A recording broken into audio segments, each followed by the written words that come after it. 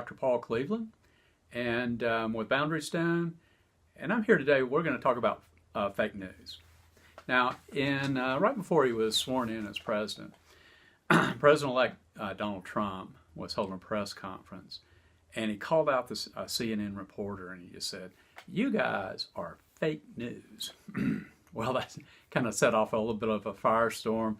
The CNN reporter, he was hot. He was, "Mr. President, our President-elect Trump, that's not fair, that's not fair." And really, since that time, throughout this first year of his presidency, there's this discussion of Russian collusion to win the election. And so on one side of the media, it seems like the mainstream media has been beating that drum just consistently. On the other side, if you watch Fox News, there's some discussions of other ways that really all that was Hillary Clinton and the FBI conspiring together, and hence the whole thing about fake news. Well, what are we to believe in all of this, and how do we sort all this out, and what's going on with issues of the truth in terms of the divisiveness of our society today? Well, I think we have to face the fact that we have two different worldviews in play here. One worldview, in fact, the dominant worldview in our culture today, is what I would call the secular worldview. It's a view that presumes that even if we believe in God, that God is somehow irrelevant and is not to be considered in anything, and that really what we need to do is to orchestrate things for the good of all people, and to do it in a kind of a centrally planned way.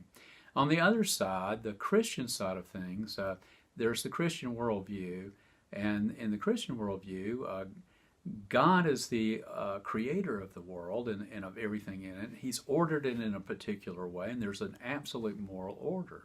Whereas on the secular side, well, morality, it's just relative to whatever the expedient of the moment really is.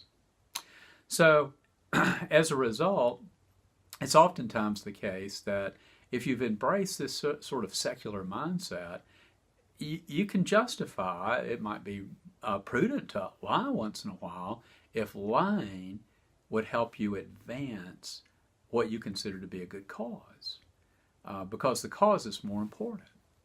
And so a lot of things will happen then in order to advance the cause. Now, for Christians, we can't adopt that kind of thought. And so what are we to do? Well, the two main responses, and this has been going on for quite some time, are not really good ones. One response is what I'll refer to as the liberal response. The liberal response when we have these sort of culture wars is to say, well, okay, you guys maybe have a point, and I'm just going to acquiesce, and we're just going to go along. And so I'll adopt your way of thinking, I'll adopt your story, I'll adopt your narrative. Well, the problem, of course, with that response is that eventually you're not going to think much like a Christian. And so that's not really an alternative. Another response, and this is not helpful either, is to just surround yourself with other Christians who think just like you, like-minded, and so you're retreating into a bubble of sorts. Well, the problem here is that if the popular culture is becoming increasingly hostile to Christianity in general, then your bubble is going to start getting smaller and smaller and smaller. And so that's not really a good response either. And so what is the response we need to make? Well, I think a good response is this. We need to go out into the culture and engage.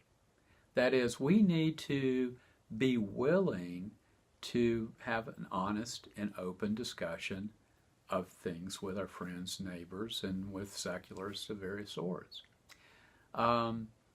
Now, our focus at the end of the day should be to bring them the gospel message of salvation in Christ.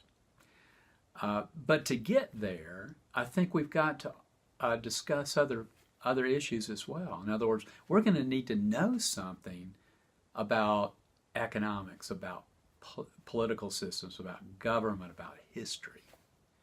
And because these are usually the flashpoints of issues that dominate our day.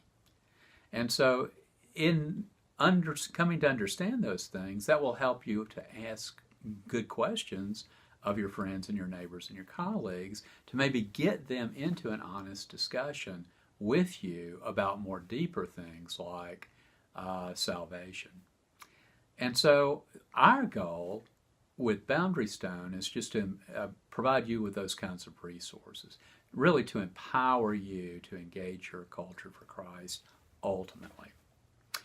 Well, I hope this is helpful to you, and just will be doing that. So once again, Dr. Paul Cleveland with Boundary Stone. See you next time.